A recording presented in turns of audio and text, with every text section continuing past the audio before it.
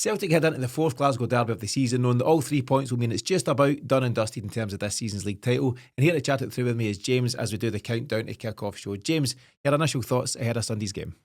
Derby week, always fun. Yeah, I think we're sitting quite nice. Team's playing well. These things are never done until they're done, and it's done. I know it's done, but they're not done until they're done. And the reason it's nearly done is all the hard work this team have put into the season, and I think that just sets us up nicely. I don't want anything tight on Sunday. I want an absolute doing.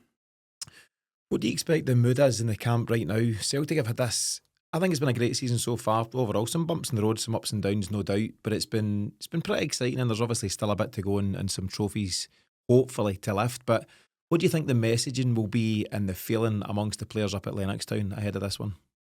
Hey, don't let me down like you did last time. I think Rodgers is really smarting for that, as he should be, as all high achievers would be.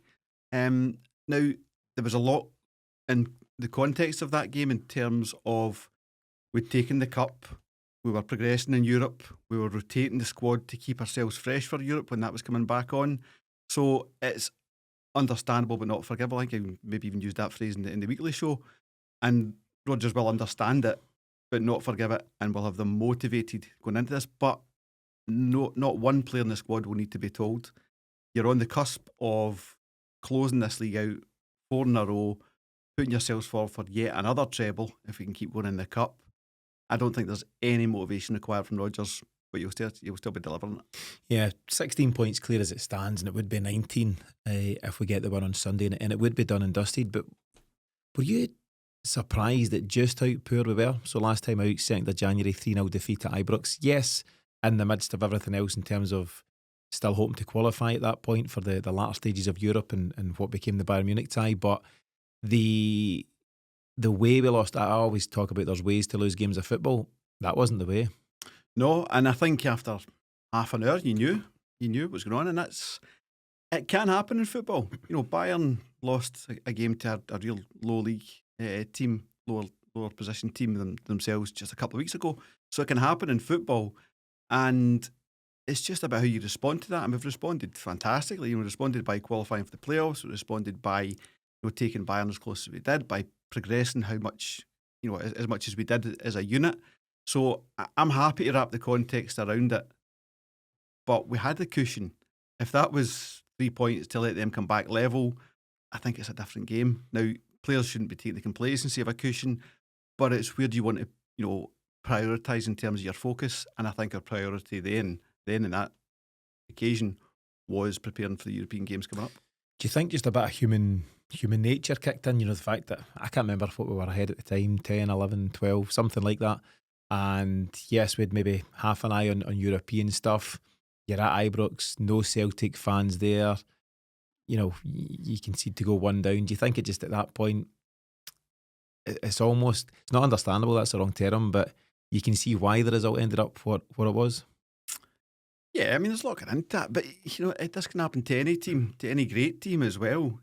Teams could have an off day, and you know how it goes in these games. You need 8 or 9 of your guys in their top game. If you get 3 or 4 with poor games, that's you're lacking there, and the other team, will and should get on top of you. Yeah, not sure who came away from Ibrox with pass marks, frustratingly, from a Celtic point of view.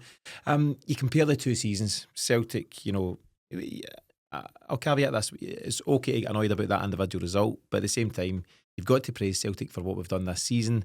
As we all know, I've said this a lot now, but League Cup in the bag, League just about done, Scottish Cup hopefully not far away, and a good season, and certainly progress in Europe. Rangers on the other side of the coin, they've had all sorts of dramas this season. They've certainly performed really poorly in the league. They've lost in the Scottish Cup to lower league opposition. We obviously beat them in the League Cup final, and they've obviously got their Inter-Toto Cup game or whatever it is that they compete in at this point, even though Europe's all the same, mate. Exactly that. Europe's Europe. Look how far we've gone in Europe. It's like there are levels to this game, to coin the phrase. It's like seeing how far Albion Rovers go in the Challenge Cup. Yeah, but it's just a cup, mate. But despite that, it has been itchy peachy this season, almost exactly, but not quite. So Celtic won 3-0 in the first derby of the season in September at Celtic Park. We then draw 3 each after the extra time at Hampden Park, but obviously Celtic have got the upper hand mentally to go and complete the penalty shootout and win the cup, and then they beat us 3-0 at Ibrox. So in terms of on paper, aside from the penalties, 3-0, 3-3, 3-0 reverse. Are you surprised? Because I think it's a poor Rangers side at this moment in time.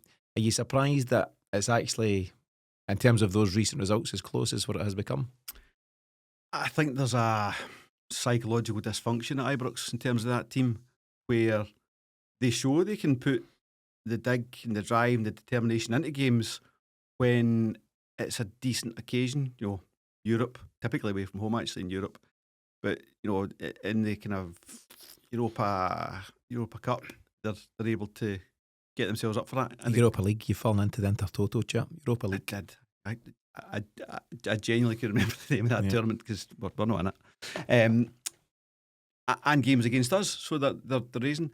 So if you're a Rangers fan, my commiserations, but you must be sitting there going, "What? How shortchanged am I being as a fan of this team that they show they can raise their game?" And maybe it was the manager was putting a bit more effort in as well. Just a very strange situation and time under Philippe Clement.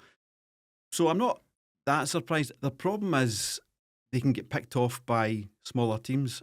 The stats are wild this season as to how many teams have taken points off them, and obviously Queen's Park in the Cup, who then go and get absolutely cuffed by Aberdeen. Mm-hmm. Obviously a tough game at Pittodrie, but they shouldn't be taking any wins at Ibrox and did. So yeah, I think they are a poor team, but in one-off games they seem to be able to raise their game, and that should be unforgivable as a footballer. Yeah, that must be the big frustration, because the players, it looks like the players are selling the fans short. They're selling themselves short, if truth be told, but they're certainly not giving the best version of themselves week in, week out. Raising for certain occasions. They raised their game against us in the last two fixtures. They turned out pretty well at Hampden, and obviously they took, got the result on the day at Ibrox in January. But it's the inconsistency and it's the nonsense that's gone since then, which must be the real frustration over there. Let me ask you a question. You'll see these graphics and charts doing the rounds during these times and on such a week as Glasgow Derby week. But what Rangers players get into the combined Celtic Rangers 11? You see this, and Butland seems to get into these teams, and Tavernier and blah, blah, blah. I think Czerny's a decent player. Better than Kuhn? No, but he is a good player. I'm sure that I think I mentioned this earlier on, but I was, been put on the spot in recent times. Who's Rangers' best player? And I was like, Czerny's good. And then you can't really think. Agaman might be decent. I don't think Diomandi's great. Raskan's flash in the pan, all this kind of stuff. Dessers scores goals but doesn't do much else. It's genuinely hard. Of course, we come at it with a bias, but I'm struggling to think of real standout players that would really, chap the door to get in this Celtic side.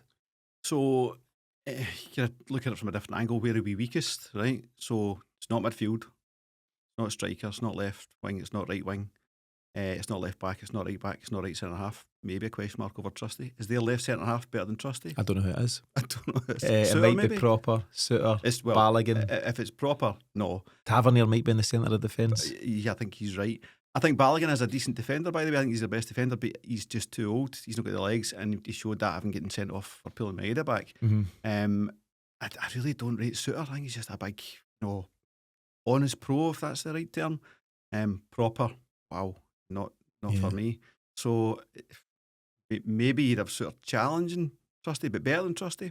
No. Do you think it's a big, or a telling factor that, and we'll go into this just very shortly, Celtic's 11 just about picks itself. You know who Celtic's best 11 is, and you can hang your hat on it, and you might have the debate about whether Arne Engels starts or not, but at the moment I think the front three, you can tell me otherwise, of Jota, Maeda and Kuhn is our strongest three. I don't know if there's any other debates. It's McGregor, Engels and Hatate in the midfield. It will be Schlupp, I think, at left back, Johnson right back, Carter-Vickers, Trusty, Schmeichel behind them, and that's it. And it picks itself very quickly without any great debate. Whereas Rangers, they'll have issues over who do they start at the back? Left back. Yeah. Right back. Is Tavernier in the centre defence this time? Does Dessers come back in after being out the cold for a while? Agaman was the all-conquering hero for 2.5 weeks, and then he found himself out the team. They seem to shuffle the pack in the midfield. Tom Lawrence is back in the mix. and so on and so forth. The debates will rage on Rangers message boards if you want to check them out as to what their 11 will be. And that's as much their problem as anything else. They don't know, and whether it's under Clement or Barry Ferguson, they don't know who their best team is. And that can't be a great thing going into such a game like this. No, but I think the players lack confidence given the kind of ups and downs they've had over the last, let's say, 13 years since they came into existence. It's been a bumpy period. And with that comes inconsistency. If you're not sure about your team, you're not sure about yourself, then you can have a good game, you can have a bad game. I think guys like Raskin and Lawrence are part of that. Ridvan's probably that as well. And Salia is a really interesting one for me. And Ciala. So he comes out as, breaks into the team and he's going to be the guy. The new Van Dijk, they called him. Who called him? Who's the Irish winger? From Rangers. Irish? The wee guy from Belfast. Oh, McCausland. He's quoted. You can see the video where he says, "Yeah, they're all talking about him. They think he's like Van Dijk. He's a new Van Dijk." Yeah, I mean, he's like the Fools and Horses episodes where the boy can't sing songs with ours in it. Like he's a good defender as long as you don't put the ball in the air. That's a niche reference there. That is the one for our millennial audience. Yeah. As long as you don't put the ball in the air, like it was him that was at fault for Queen's Park goals. I think the ball came up in the air and it was just like it was the Motherwell goal to the two. Yeah. No, St Mirren goals. Two St Mirren goals. It's hard to remember. It's hard. Right? As soon as the ball's in the air, he is all over the place. Mm-hmm. So yeah, there's more to defending than just doing one thing, Yeah. So I don't see that. Iggerman is exactly the same as this. This guy is £20 million. Like you've got to do it consistently. Mm-hmm. That's why Celtic get good money for their players because they do it consistently over a fairly long period of time. Yeah, that's the thing. Whether it's Matt O'Reilly's or Kyogo's or anyone else, these players in Celtic's model generally has come to Celtic and do it for about 2.5 years, but consistently. Win titles, beat Rangers, do what you do in Europe, compete at least at group stage level and whatever else comes beyond that, and then you get your big money moves. I think Iggerman might have something about him, for example, but as I said, it's been a wee bit flippant, but he came in and scored some goals for about a month, and I think he's not scored in 2 months now, something like that. So that's why he won't be the next 20 million guy, or in fact, they've never achieved that kind of money, but he won't be their 15, 20 million pound guy. They might get 5, 6, 7 for him, but Celtic's model is proven over a bigger period of time, and that's something that Rangers just haven't been able to live with. And amongst other things, and certainly a lot of off-the-park things, this is why Celtic just continue to stride forward. Our player trading model is night and day. It's a player trading model, but it's also the system that works within Celtic. Players are there to be developed. They're not there to sign and then that's you done and we're going to try and sell you. The flocking at Rangers is to right, can we get a number on that guy straight away? And it's like, well, whatever he's worth today, develop him, get him consistent, and then you get more money. But when you're as skint as you are, then you just want to get fast money. Yeah, and that's definitely affected what they've done.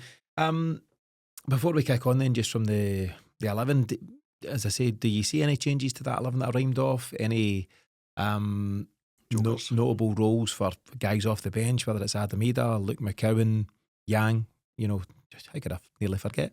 And any other guys, will it be a squad game on the day? Is Cherny better than Yang? No. So Cherny is our third choice right wing and he's their best player? Yeah, right. Jota and Jeffrey Schlupp are better than Yang either, though, if you ask me the question. But is it a game, obviously, we know that's a strong 11 for Celtic, but, could it be an important day for the guys that come off the bench too? 100%, and I think that's, we saw it on Sunday there. Going to the bench and going to the strength of the bench is what put that game to bed. Ida comes on, he's a different challenge for defenders. I mean, bringing Ida on and keeping Maeda on, that is a great fill-up for Celtic. And it's Jota you're taking off only because he's not quite got the match fitness yet. You could see after maybe 60, 70 minutes he was starting to flag. But when you've got the opportunity and the options, like bringing Ida on, sliding Maeda out to the left, you keep that fresh energy. I think the gap is just getting less and less between the first choice guy and the second choice guy, and it's becoming more of a, hopefully a rotational system. McCowan, I think, is one. He sometimes suffers from, if it's going okay, he doesn't get an opportunity. I think they like to kind of keep that midfield on, McGregor's been the one that stepped out, just maybe kind of watching wee knocks and stuff. But that doesn't happen on Sunday, really, if it's all working or if it's not working as well. So that could maybe hurt McCown. But I think McCown, when he comes on, he just gives you that energy. You know, he just pushes you on a wee bit more.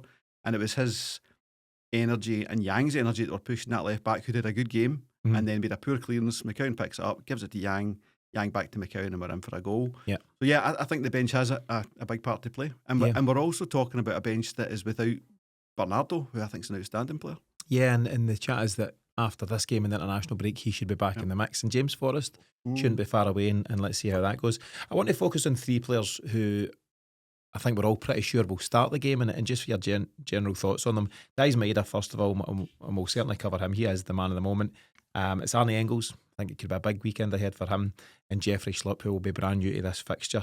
So let's start with Maeda. He's 27 goals for the season. I said flippantly, but no really, that he could hit 30 by the weekend. What do you think of the impact he could have on this game? He's really surprised me in terms of, you've a player that everyone loves, but I had the madness of Maeda, the lack of composure, and that just seems to have disappeared. Don't know where, don't know how, but so composed in front of goal. As Paddy's saying, he's always good at one-on-ones, but it's a variety. I've asked a few folk the question, how much do you put down to the coach? He must be working closely with Brendan Rodgers and his backroom side to look at, having that wee bit more composure, taking an extra second or whatever it might be. He's a unique talent, and most of the credit, of course, will always go down to the player for what they're bringing to the party, but it looks like there's been some work there as well, because there is no doubt the Daizen Maeda of today is different to the one that landed at Celtic Park a few years ago. I think he's different from the one 6 months ago. Yeah, yes, I do. And I think coaching is a huge part of it, and I think it's something that we're very lucky to have, the coaching structure that we do and the manager that we do. But a lot goes on the player as well. He's just enjoying himself. And, the majority of it was, they said years ago, nobody wanted to be Gary Neville. They all want to be striker, right? So Daizen maybe, knows he's a very capable winger and a great defensive winger, but thrives on scoring goals, as he's done for Japan in a centre role. And he's not, he's got that role as his own, essentially, at Celtic. It's his to lose. And he's scoring goals as a virtue of that. So he's just enjoying his football. So it's a combination of that coaching and just a guy thriving.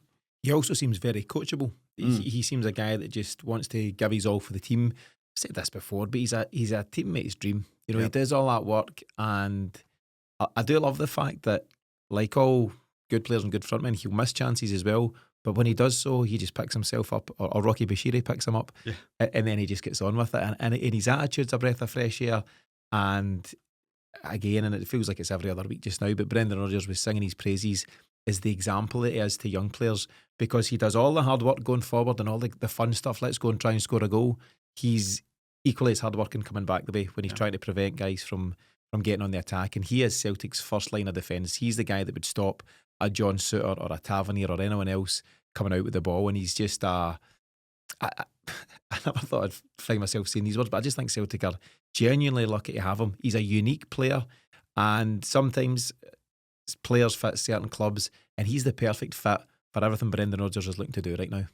I mean, 100%. I just think we should be signing him up, make him the best paid guy, because if you can keep him around at his peak now, he's 27 just now. At his peak, and Tierney coming back, 27 years old, potentially getting Schlupp. There's a lot of core. Arne Engels is massive. If you can get Maeda to stay around for, say it's like 3 to 5 years and just finish his... Give him the 10-year deal. He'll be doing that at 37. No bother. But to finish his peak career here, I think it would be phenomenal. One of my worries is when he goes into the centre, which I don't think will be a long-term plan for Celtic, but Rodgers does love that versatility. If I sign a big striker in the summer, which creates its own questions and problems, but we've lost a significant striker in Kyogo, so it's only logical that Rodgers is on record as saying he wants that replaced. But what we lose with Maeda in the centre, I've been quietly impressed by Jota's different level of work. He was never a lazy player, but it's a high line to try and get up to Daizen Maeda's quality. but I think he's really putting it in. I think we changed the structure slightly when Jota's out there. He's slightly deeper, and it's Hatate and Maeda that are slightly more advanced pushing, but Jota's then doing his defensive work as well. But obviously when Daizen's out in the left, it's just pinned in. Yeah, and I do think Jota has realised very quickly, if you want to play in this Brendan Rodgers side, that's what you need to do. It's a prerequisite. You can have all the bells and whistles and the tricks and everything that Jota's got, but if you don't work hard, you're not in. Yep. And that's the bottom line. And he's, I mean, what a bonus to have him back, and what a bonus to have him returning to this fixture. When, you know, being realistic, we never thought we'd see Jota in this fixture again, and lo and behold, he'll be a big part of what Sunday is. The last point on Maeda is the fact that for so many games in recent history, he has been James Tavernier's nightmare. James Tavernier slotted in at right back, and Daizen Maeda has just, you know, given him nightmares, you know, for 90 minutes and beyond. Now James Tavernier has found himself stepping into the centre of Rangers' defence for whatever reason in the last couple of games. At the same time that Daizen Maeda finds himself Celtic centre forward, and it's just like Tavernier can't get away from this guy. But it's epitomised the fixture, hasn't it? You know, Maeda, more often than not, winning that battle has led to Celtic winning so many of these games in recent years. Yeah, I mean, Tavernier in particular has got away with it for years on the back of his penalties. You know, there's Crawford Allen disappears and so does James Tavernier. It's no coincidence. Don't know if we want to get down that route. Maybe we'll touch on the officials later in the piece. You mentioned Arne Engels, and for a couple of weeks now I've been banging the drum about the fact that, in my opinion, Arne Engels has been building towards a big performance against Rangers. It's something you need on your Celtic CV if you're going to just prove yourself at this level and show that you've done a job for Celtic before you eventually move on. And hopefully that's a fair bit away for Arne Engels. He's a real talent, and I think we should enjoy him while he's here. But he's been progressing nicely for me, James, throughout the season. I think he started well, and he's just got better and better and better and more mature and taking more responsibility. During this season, he's gone from the age of 20 to 21. And one thing I like about him, and I was chatting about this earlier on, if you've ever watched the camera going down the line at any of Celtic's Champions League games, you know, it goes, you know, through each individual player. He's the coolest man in the house. Yeah. He's not fazed at being at that top level because he firmly believes, and he's not an arrogant guy, he firmly believes this is his level. And I think there's a real opportunity here on Sunday for him to show the very best of himself. Yeah, he's got a real reassuring, calm confidence for me. You know, he's not a glamorous, you know, put me in the spotlight kind of player, you know, or hog the spotlight kind of player. He ends up in the spotlight an awful lot. I think what we're really seeing from him in the last 2-3 months is his understanding of Rodgers' system, which is quite a complicated system. And if you remember last year, it took the players quite a bit of time to really get it and to really then apply it and get the benefits of it. Engels has come in, he was great from the start for me, but like you're saying, just the last wee while, he's just, every game is a bit more. I think he understands, he's a very technical player, very technically gifted. He's got physicality, he's, you know, building on that physicality, but add in that last piece of really understanding the system and where he needs to be. You know, yourself and Paddy were talking about his potential role as, you know, moving with McGregor. McGregor goes up when he gets a chance, so does Engels, and the other one just covers in the sixth in the meantime. And I was watching the Bayern highlights before coming on today, and it just is that. You see the one that he puts in for Maeda, himself and McGregor are side by side. It was just after the chance that Kuhn missed and the ball breaks and comes back to us. Yeah. They're side by side, kind of halfway between 18-yard and halfway line, and then Kuhn's got the ball, and then the camera pans off, and all of a sudden it pans back, and Engels is on the touchline. So it's that maturity of, right, this is my chance to be available for Kuhn, and McGregor sitting back. And then you've got in the first 5-10 minutes, you get McGregor bombing forward and Engels sitting back. Yeah, it's, you know, that's two technically gifted footballers that can operate and not think, well, I'm an 8, I need to be forward, or I'm a 10, I need to be there. It depends where he is as to where I am. If he's up, I'm back. Yeah, I don't think Brendan Rodgers encourages his players or wants his players to be rigid in the system. You know, you're the defensive midfielder, Callum, so you stay there and don't go forward too much, and you go there, and the wingers stay wide and high and all that stuff. I think there's movement and fluidity across the team, and I think that's what makes Celtic so hard to play against. Yeah. And I think don't know how Rangers are going to set up. You wouldn't know, Barry Ferguson will have this call to make, whether is it damage limitation, because it would really impact the confidence and his potential chances of getting the job. Actually, if they go and lose 5-0, they can forget it, for example. And I wonder if getting away, losing 1 or 2-0's okay for them. You know, we'll discuss the managers in a wee bit. I'll tell you how they'll set up. Go on then. Expensive Livingston. Expensive Livingston, yeah. That's what you called them before, yeah. Like, I mean, like Livy with a big wage bill. Just park the bus, waste time, take your time at bike kicks. But be on the break, you know, and I think that's where they can be, you know, a challenge as they break fast, and it's long ball stuff, and it's, you know, maybe something that, you know, putting into Trusty where he isn't comfortable, but I think that's a different story with Schlupp in there, you know, so, but it will be mostly defending and trying not let us in behind them. Yeah, and I was going to say, if that's their setup, then there's certainly no huge need for Celtic to have, to use Miff's term, the double pivot, the two sitting midfielders, Engels and McGregor together. But maybe on occasion in the game, and that's the thing, I think Celtic can, you know, we are very, in its simplest form, 4-3-3, but very quickly that can be, you know, 4-2-3-1 and all these variations on it. And I think Celtic and the players are well drilled that if you find yourself overloaded in this area, you can switch it and he can be here and he can be there and you can move it around. So at times you might well find Engels and McGregor fairly close together, and at other times there'd be 20, 30, 40 yards between them. You know, I think there's a fluidity and permission for the players within the system to move freely around. But I do think it's an exciting or the potential of an exciting afternoon for Arne Engels, and I'm really looking forward to seeing what he brings to the party. The last guy I'd like to focus on is a guy who we think will be making his debut in this fixture, and it's Jeffrey Schlupp. And that's a guy who has arrived in January with the minimum of fuss. I think Celtic were very keen to get Kieran Tierney, and obviously for different reasons that wasn't possible, and it won't be possible now till the summer. And Schlupp comes in, a player Rodgers knows well, a player by all accounts he tried to get in the summer and wasn't able to do so. And he's been a great fit, and he's just proven himself very capable. He's powerful, he's strong, he's aggressive, he's got an eye for goal. And I think this fixture's perfect for him. Absolutely.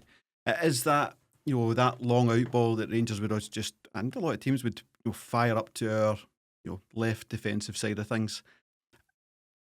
I think Trusty's much maligned, but, you know, he's given much maligned by you. Well, he's given fans reason. You know, it's not for nothing, and he does need to kind of just toughen up a wee bit. But I think Schlupp just brings that solidity to that side of his game as well. You know, he knows he's got, you know, cover there in Schlupp and support in Schlupp. He's, you know, as I said in the weekly show, you don't like it, but I think he's up there as one of the signings of the season, just in terms of how we have really, you know, this is horrible for Greg Taylor, but really suffered under that position of when we start to move up the levels. You know, there's a level Taylor can go to. There's also a level Schlupp can go to. There's players above him as well. It's just that's how football goes. But when you see the quality of Schlupp in Europe, and you'll see it in this tie, it's what we've been looking for years. It was just interesting to see how comfortable he was against Bayern Munich. And, you know, he was, you know, certainly one of our best players across both legs as it happened, and just very comfortable at that level. And actually that's what makes me optimistic about the chances of securing a guy like him. We know that he's on big money at Palace just now, but that deal's about to expire. And all of a sudden he's playing in the Allianz Arena and all going well. He'll get to a cup final. He'll experience this atmosphere on Sunday, which will be red hot. And he might turn around at 32 and say, fancy a bit of that. I'm quite keen to go for that. And if Celtic can make the numbers work, and potentially with no transfer fee, they can give him a decent signing on fee or something, I think he'd be a great addition to what Celtic are doing. And I just think that he himself, he certainly won't be phased at beginning into this type of game on Sunday. He's played against a lot of big teams down in the English Premier League. And I just think having a guy coming at it fresh as well, and in addition you've got Jota's return to the fixture, I just think there's a few exciting subplots going on. There's wee stories all over the pitch, and again, could make for an exciting afternoon. Yeah, and it's his fitness as well. You know, we've been really pushing him through the 90 minutes to get his, you know, his levels up there. So he's probably just starting to get to his full match fitness now, which is, you know, great for us as it comes around.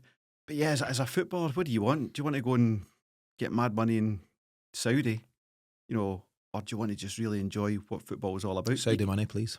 You can do, well, you can do both, but you can do it the other way around. He can go play for us for the next 3 years. He's certainly fit enough. Yeah. And then, you know, Saudi's not going anywhere. Well, yeah. not that we know. Or MLS or something like that. Certainly. Yeah, no, I think there's a real opportunity. and it's obviously different for goalkeepers, but Joe Hart and Kasper Schmeichel, they've come to Celtic in the, let's call it, the twilight years of their career and experienced something that they thought had bypassed them. You know, these big European nights, these big games against Rangers, trophy successes, and everything that comes with being a Celtic player. And I think Schlupp is right in that position just now, and he'll have a call to make.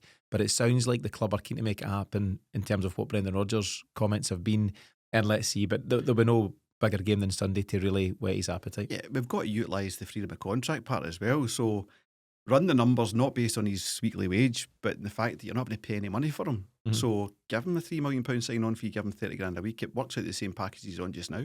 Should make him and Maeda the top earners. Is that the plan? Bit early for Schlupp, I would say. You need to work, see how his body responds. If he was getting 30 grand, he'd be one of the top earners. Absolutely. That would be the... but I think that's something that needs to change at Celtic. And I think it is changing, where we're shrinking the squad but growing the individual weekly wage. Yeah, and we'll catch that on a separate conversation.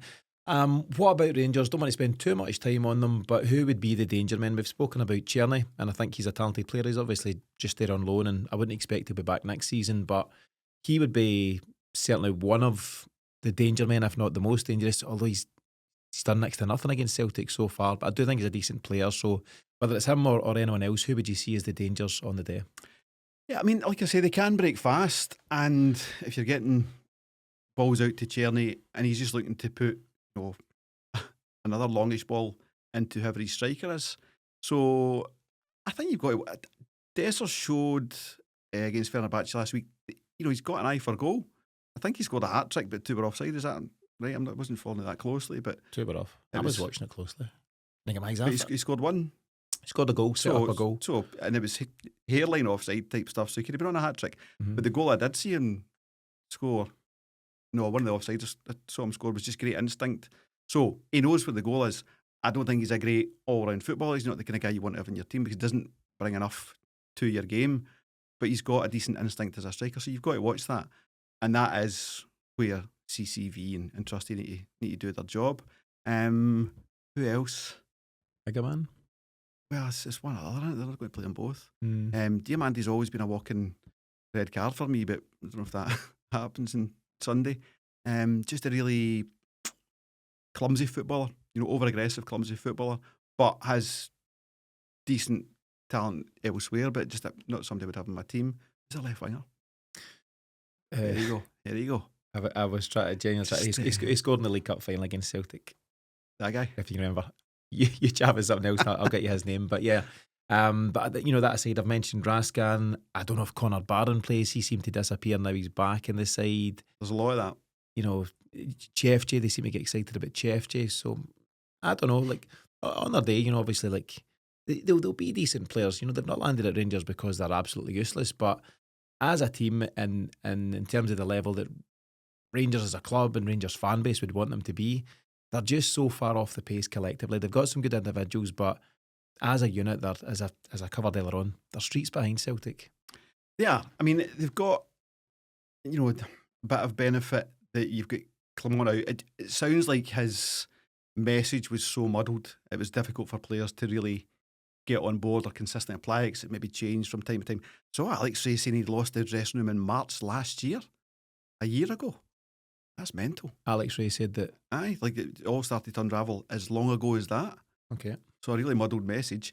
But you've got Ferguson there. I think Ferguson is underqualified. I don't think even he would argue that himself. Bajrami, that's his name. You on the internet? The World Wide Web tells me it's Bajrami. Such is the impact these guys have had. I couldn't pick him out of line. So I think Ferguson would admit himself that he's currently underqualified for this job, but strange things have happened. Lennon was underqualified for the Celtic job, for example. I think he'll have them motivated in the way that Clement didn't. Mm-hmm. He's shown he's got something, that he managed to set them up correctly against Fenerbahce and exploit that, but they were exploitable. It's one of the worst organised football teams I've seen in a long time at any level of football. Strange. Advanced. Very strange. But Ferguson again shown that he hasn't got nothing. But the motivation factors is his biggest card, I'd say, and he'll have them all sent out to go. Now, if they can keep their discipline, that's the trick. Ferguson wasn't a poster boy for discipline himself. He played at a time as did guys like Barry Robson from our side and others, where you could go and leave one on them in the first 5 minutes and set the tone for the game and not get that yellow card at that early stage, or maybe get away with it. The game has changed so much now, and it doesn't take a lot to pick up a yellow, and similarly there's red cards now that would never be reds back in the day. So Barry Ferguson, and I'm sure he will be aware of this, but he'll be well served. Yes, he would want his players to play with aggression, but you've got to be very careful, because I think it could be a long afternoon for Rangers. It's a really long afternoon if they're down to 10 men or 9 men or something like that. So there's a real balance to be found. I think the likes of Raskin's a real vulnerability in that regard. He has got just a mad head. I don't know what he's thinking. I think he plays to the crowd. And I think the fact that, and this is my next question about the fans and the impact they'll have, but I think the fact that there are going to be a couple of thousand fans in attendance, he'll want to prove and roll up the sleeves and show that he can be one of them kind of thing, and try and prove a point. And I think that could actually play into our hands. So what about it then, James? It's the first time away fans, or certainly any level of away fans, have been allowed in this fixture for some time. It's going to be 2 and a bit, maybe 2,500 Rangers fans over in that far corner. What impact did you think it'll have, and are you pleased to see the return of away fans to this fixture? Yeah, I'm pleased to see it. Same as I was pleased to see Hibs getting their cup allocation at the weekend there. Football's an entertainment game, and we want to see a bit of back and forth, a bit of noise, a bit of atmosphere. We've seen the last few years, certainly since Ange, you go to Ibrox, Kyogo scores a goal, and you just hear the players cheering. It's weird, and it's not how football should be. No. Your fans should be cheering that. It's never been for me, and if certain fans just want to grow up a wee bit and take your doing like a grown-up, then we wouldn't be in this position.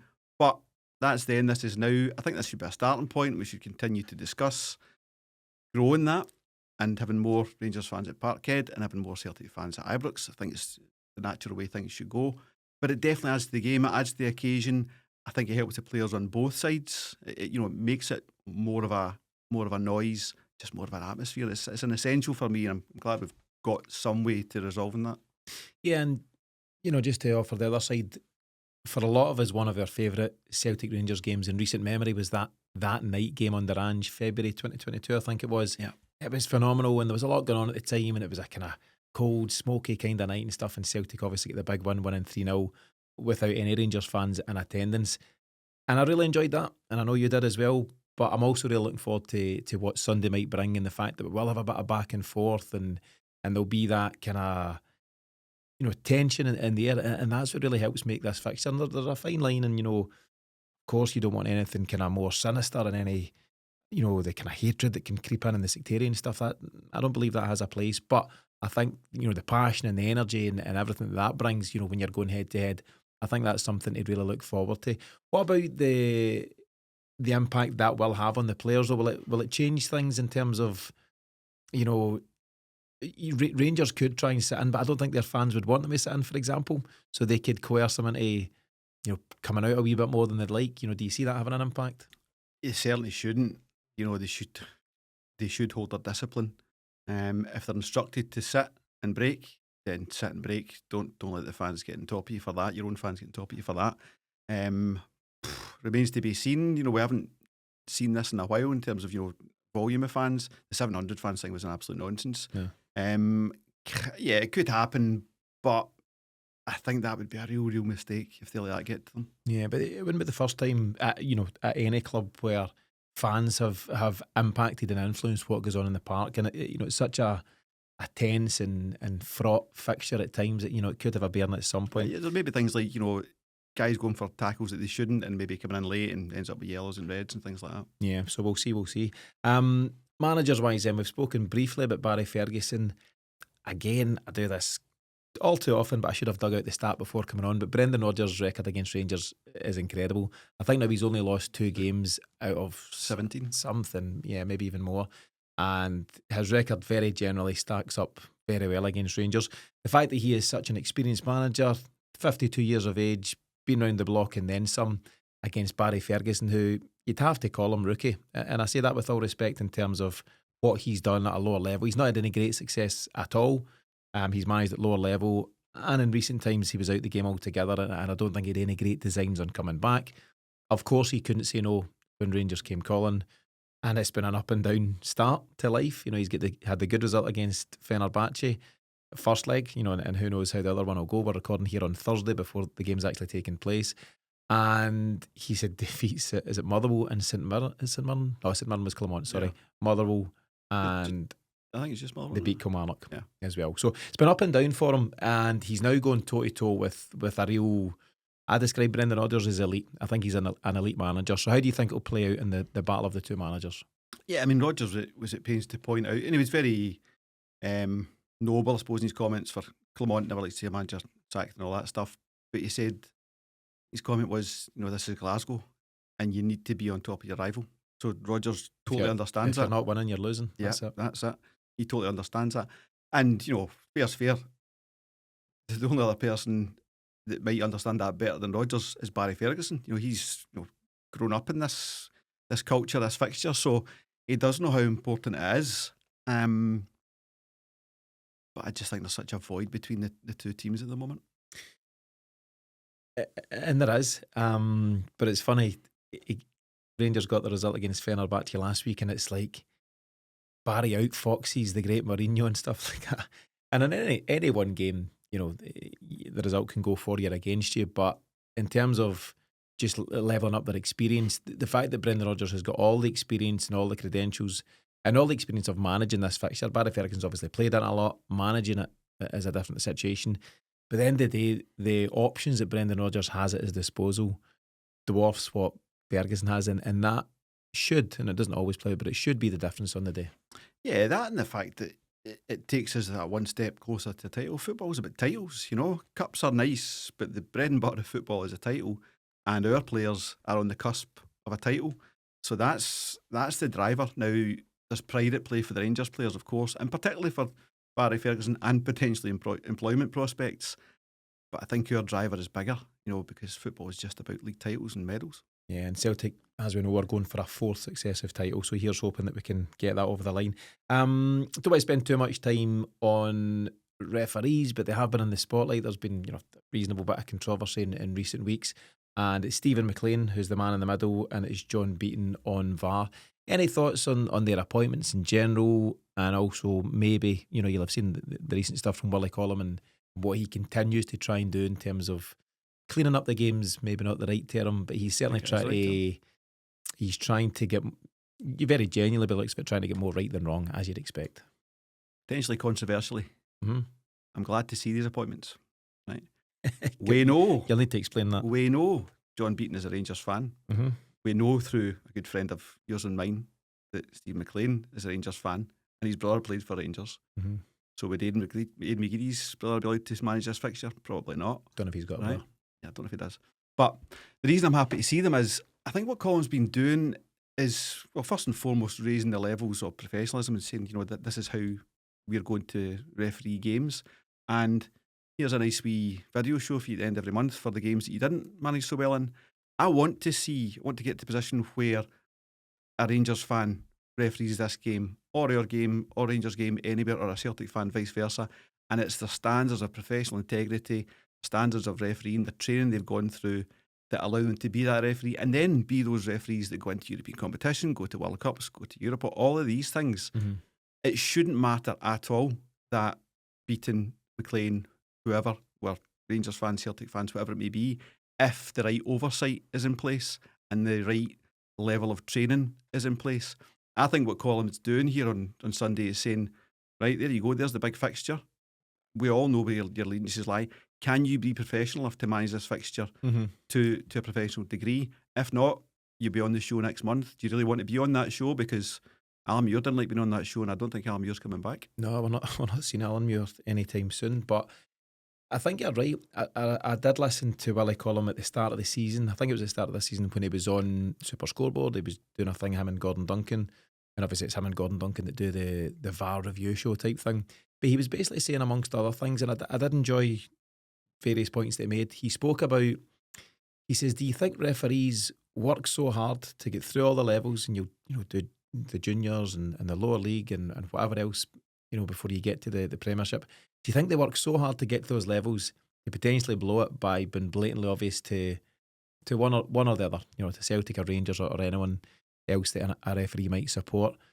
And, you know, I do get that subconscious bias thing that can go on at times. It definitely exists. Yeah. But now you've got a new level of scrutiny. And I don't think John Beaton or Steve McLean or anyone else at all, any ref you care to mention, wants to manage or oversee a game like this on Sunday and then go home on Sunday night and go, this is coming back to haunt me. I do believe that very genuinely they're going out to do the best job they can, but sometimes the subconscious bias might have swayed them in the past. I'm not sure, but I think Willie Collum is trying to overcome that. I think that's the biggest part of the training that has to get into referees, particularly in Scotland, being a small country with you support us or you support them, and that's pretty much it. You know, first and foremost, they should broaden that out to Aberdeen, Arbroath, whatever kind of thing, and you get maybe less of a polarity there. But overcoming your own unconscious bias, very, very difficult. So it's unconscious. Yeah, that's the whole thing about it. And it's apparent in Alan Muir's decision there against Hibs. That is his unconscious bias saying, I don't want that to be a goal. Somewhere in my psyche doesn't want that to be a goal. So I'm going to want to see that ball has gone out rather than I have seen factual overturn that ball has gone out, because it hadn't and he didn't have. He went totally against the rules because his unconscious bias told him to do so. So if you can train the referees to not make emotional decisions first and foremost, to rely upon your support team. There's a big support team there for refs. You get 2 linesmen, you get a 4th official, you've got 2 in the VAR room, you've got the opportunity to go to the VAR screen. It's not like, you know, Bob Valentine or whoever, he's just going, I fancy making an emotional decision based on my gut, even the Hugh Dallas days and all these things. Mm-hmm. So I think that's what Colin is doing, is saying take them through the structure of decision making. First and foremost, is this your unconscious bias? Do you need support from your team? Do you need to look at VAR? What's VAR telling you in your ear? All of these things should take you to a point where you're not making emotional decisions that are based on the team you support. Yeah, a lot of ref chat there. Let's move on. It's interesting stuff, isn't it? And we'll pick it back up at different times. But it's funny, we say, let's not be talking about the refs after 90 minutes. We've just spent 5 minutes on them before the game. But I think it is interesting what Colin was doing. Yeah, so let's see how that plays out. And as I say, hopefully it's the players and not the ref that we're speaking of. James, we're at that point in the show, plenty of talking and all that stuff, but talk is cheap. What's your scoreline prediction and who's going to be the main man on the day? What do you think my scoreline? Well, mine's is 3-0. 4-0. 4-0. You do get excited when it comes to this fixture. You've got form for the big numbers. So have Celtic. We've not been doing the big numbers so much in the last wee while, so it's about time that came back to the 4. And Arne Engels masterclass. Yeah, you've stole my thunder there. As I say, I've been saying for some time Engels. So, I mean, I'm not a million miles away. 3-0 has been my scoreline prediction. I've been saying it most of the week. And I do think it could be a huge night for Engels, a huge afternoon, for Engels. But it's hard to look past Daizen Maeda because everything he touches turns to gold right now. You've got the return of the Jota, and you can just picture Jota and his iconic celebration should he get on the score sheet. So I think there's a number of guys that are threatening to be the main man for Celtic, and I think that therein lies the difference. We've got so many match winners in their own right, individuals that are absolute game changers and the guys that could go and make the difference on a day like today. I have been banging the drum for Engels in recent weeks, so boring as it is, I think Engels could be the man. I really do, and I think we could see a big, a confident and a reassuring Celtic win, a 3-0 Celtic. So that's what I'll go with. Yeah. But on that, James, I say lots of talk, optimistic predictions as always. But your final thoughts ahead of Sunday's lunchtime kickoff? Yeah, it's just I'm going to break my boycott. Mm-hmm. So back we come for the big games. I threatened to go on Sunday there, but you took my ticket back off me. So logistics were at play there. We'll catch this off air, but there was some technical issues as to why that couldn't happen. Yeah, so I'll be there Sunday, and we'll catch a couple of beers with Billy and Nick on Saturday night, and then the same with Brian, who's kindly got us a ticket, and other Brian from the show who hasn't got me a ticket, so we'll speak about that Friday after the game. Mm-hmm. Yeah, but lots to look forward to. It's a big weekend. It's Paddy's Day weekend as well. It's going to be a busy one in Glasgow in general, but so much to look forward to in terms of Sunday's 12:30 kickoff. We'll be back on Monday with the weekly show as always. We'll wrap up the post-match into that. But in the meantime, here's hoping for another big Celtic win. We'll see you all again really soon.